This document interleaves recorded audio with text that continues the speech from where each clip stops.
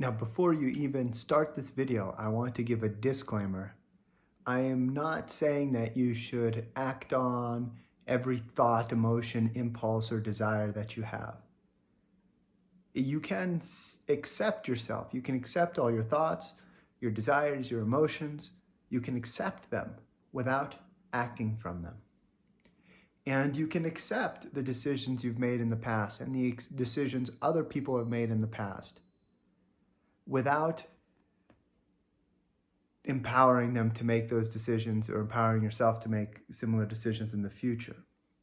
And in fact, I would say that in order to clear, heal, and release things and to help people, to rehabilitate people, that it is very important that we accept everything that has happened, accept all thoughts, all emotions, all desires, and then apply our wisdom and discernment when it comes to making a conscious choice. And that's what this video is all about. The intended message of this video is coming from a vantage point of consciousness, and it's to tell you and everyone out there that there is no desire, emotion, or thought or belief that you can have that makes you bad or wrong or flawed or sick or judge worthy in any way. Now, this is some folks might get pretty angry about me saying this. Many parents out there teach that, hatred is a bad word and you can't talk about hatred. You can't say that you hate something or someone. And our culture does raise us globally in a culture of suppression of our emotions, suppression of specifically the emotions generated by our fight or flight systems, our fear systems. And unfortunately, it asks us to suppress it while simultaneously feeding that. You understand? So there's a lot of sexuality in the world, which comes from the sort of survivalist animal brain. And there's a lot of violence in the world. This comes from the survivalist animal brain, the fight or flight mechanisms that we have, the fear mechanisms that we have. There's a lot of judgment and control in the world, which comes from the same things, the fight or flight mechanisms that we have. And in schools, we teach kids to compete with each other. In business, we teach people to compete with each other. As nations, we teach people to compete with each other in very competitive ways, not cooperative ways. And siblings tend to compete with each other, and parents actually tend to compete with each other. And we try to suppress all of this. Say it's not okay to talk about. It's also not okay to do. It's not okay to feel angry. It's not okay to feel hatred. It's not okay to feel strange sexual desires. It's not okay to want certain things. And we categorize things. Oh, this is okay to want. This is what good people want. This is what good people think. This is what good people do. This is not okay to want. This is what bad people think. This is what bad people do. And this should be judged and punished. And so we really grow up in a world where it's like we're trying to fit in. We're trying to be good, everybody. And it's really, and we're asked to suppress all of the primal sort of emotions and thought patterns that we have. And it's simultaneously those primal emotions and thought patterns are actually being fed by advertising and culture and parents unknowingly and companies. So what a pressurized situation. What do we do with those inappropriate thoughts and emotions and feelings and desires? I know you have them. I know you do. Let's be honest with one another in an accepting space, because or else how do we heal? How do we resolve? Do we want to to die and not ever come to accept and understand and love those parts of ourselves. And it's through the process of suppression that we actually keep those things repeating. So those thoughts, those patterns, those emotions, those desires that are unmet and that are supposedly wrong and inappropriate, by suppressing them, they repeat. Now, I am in no way suggesting that you go and talk to people about this or post on social media about what those inappropriate thoughts and emotions and fears and things that you have are. I'm not suggesting that. If you find a relationship, a friend, or a life coach that you can, or a therapist that you can work with on these things, that you feel comfortable working with on these things, then understanding those parts of yourself that you might feel very ashamed of, it can be so freeing. It can be so freeing, and it can actually resolve those things, heal those things, so that you don't actually have those experiences anymore internally, and that's wonderful. So I mean, what could it be? It could be so many things, right? How many people grow up in a household of parents who think being gay is not okay? And how many of those kids think, well, maybe I'm gay, and suppress that all their lives and then struggle with that, right? That's a really common one. Or transgender folks experiencing this a lot. How many of them think, well, I feel I seem to have a man's body, but I feel like I'm a woman, or I have a woman's body, but I feel like I'm a man, and I can't talk to my parents about it. I can't really talk to my teachers about it. Like, there's no one I can talk to about this, except other people like me who are also suffering and have dealt with this suppression. So, and then hatred in relationships. Everybody experiences hatred in their relationships, usually at a subconscious level, unless they're very, very evolved and have worked through a lot, or almost everybody at one point feels like, I want to strangle this person, I want to kill this person, they're being so frustrating. And of course, they don't take action on that. That doesn't mean that the hatred isn't there.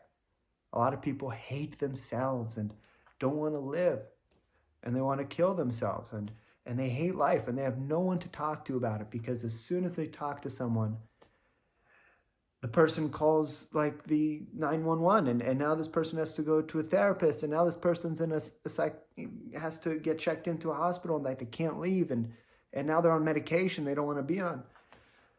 It's like there's no space in this world for people to be honest about the things they think and feel, because we've created an environment where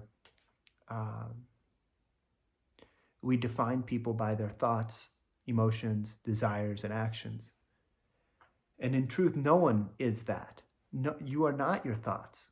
You are not your emotions. You are not your desires. And you're not even your actions. You're not those things. Those may have been things that occurred or happened. That doesn't mean that's who you are. You didn't create those thoughts. You didn't create those emotions. You didn't create those desires. You were born into a world and conditioned in that world through experience. And now you have these sort of programs that you've been programmed with. And everyone has obviously different experiences and slightly different programs. And there's a whole lot of similarities among all of them. The biggest one being that those programs are not who we are. It's just our programming. It's just our conditioning. And when you look at it that way, then it can be resolved. Then it can be let go of. Then it can be deprogrammed, released, healed, cleared. You can clear programs. And it's not who you are, so there's no shame in it. And by the way, shame is just another program. That's a program of a sort of control strategy. And the control strategy being like, oh, well, if I feel bad in a social context, if I feel bad as a member of society for having this, and I judge myself for having done this or experiencing this, if I shame myself, then I will somehow um, um, redeem myself in the eyes of others, in the eyes of society, and then I can be safe again. That's dysfunctional, isn't it? So you have an issue, you have a recurring thought that's really negative and scary and bad sounding. And so then you feel ashamed of it, right? So you judge yourself a lot until you feel like you've judged yourself enough for it. Then you get some sort of sense of safety. But then you still have the thought. You haven't done anything to address the actual thought. It's just been a process of guilt and shame. And how many of us have guilt and shame? Everybody, except extremely evolved spiritual masters. So, and people who have attained very high levels and comprehensive and thorough and integrated and deep and profound levels of consciousness through a lot of effort and work, through looking at their own shame, guilt programs, thoughts, desires, including many of which I'm sure were very much considered inappropriate. So I mean, there's so many people out there that could be helped if we could become more open to this idea that, yeah, people have thoughts, people have emotions. It's not their fault. It's just programming. Maybe they had a difficult childhood, all sorts of stuff. Maybe they watched a specific movie at a certain age, right after a conflict they had with their parent. And at that moment, that movie affected them in a certain way, and they picked up this desire. Like, there's so many ways in which people can pick up desires, thoughts, emotions, patterns, referred to as karmas in the East. So the purpose of this is, as you watch these videos, if you choose to watch more videos, I hope that you can receive and accept that no part of you is bad, no part of you is wrong, no thought or emotion you have or desire you have or impulse you have or anything you've ever done, no matter how bad it might seem, makes you a bad person, makes you wrong. You are worthy of compassion. You have that compassion, I believe, from at least the world, from consciousness, from spirit, from the universe, from God. And you have it from other people out there who understand what I'm sharing with you now. And for those who are not giving you compassion, for those who are not forgiving, for those who are not understanding that really there's nothing to forgive, for those people, we can be compassionate towards them, because they too are still suffering from shame and guilt and judgment dynamics and fear that they're probably suppressing and not recognizing, not conscious of. And just because they think that you should feel a certain way about who you are, not necessarily who you are, the thoughts, emotions, desires, decisions you've made, that doesn't mean that you should or need to. And ultimately, it's not their fault either. It's no one's fault. It's your opportunity to clear your programming, to understand yourself, to know thyself, to heal thyself. And through that process, I promise you that you will experience, if you intentionally, faithfully approach your process of clearing your programs of self-healing, of self-forgiveness, of self-understanding, that you will find wonders that are beyond your imagination. And I will be producing more videos to support you in that process of self-discovery, of exploration, and of enhancing your quality of consciousness, and of facilitating the evolution of your consciousness. And if you would like to receive some one-on-one help, my wife and I do provide facilitation to help you evolve your quality of consciousness, experience more inner peace, and manifest that which you truly want from a space of inner peace and self-love, rather than, whipping yourself to get there and feeling stressed. And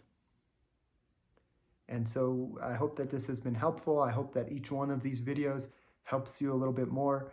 I really believe in this information and these teachings. I want to say thank you to my primary spiritual teacher, John Jones. And thank you for being here with me. And please feel free to leave your comments. I will do my very best to respond. And I'm definitely very interested, and I care about how you receive this and how hopefully it helps you.